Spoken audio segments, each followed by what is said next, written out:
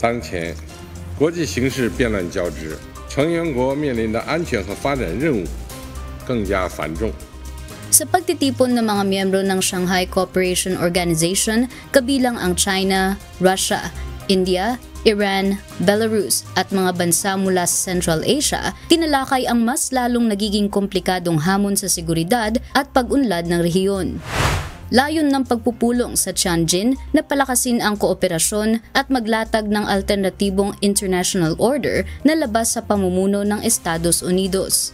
Higit 21 leader ng mga bansa ang dumalo, kabilang sina Russian President Vladimir Putin, Indian Prime Minister Narendra Modi at Iranian President Masoud Pezeshkian. 四是坚持公平正义，弘扬正确二战史观，反对冷战思维、阵营对抗和霸凌行径。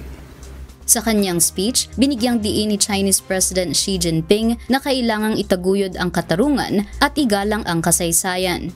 Tinututulan din niya ang anumang pamumulitika at pang-aapi ng mas malalakas na bansa. 我们率先建立边境地区军事领域信任机制，把绵延万里的边界打造成友好、互信、合作的纽带。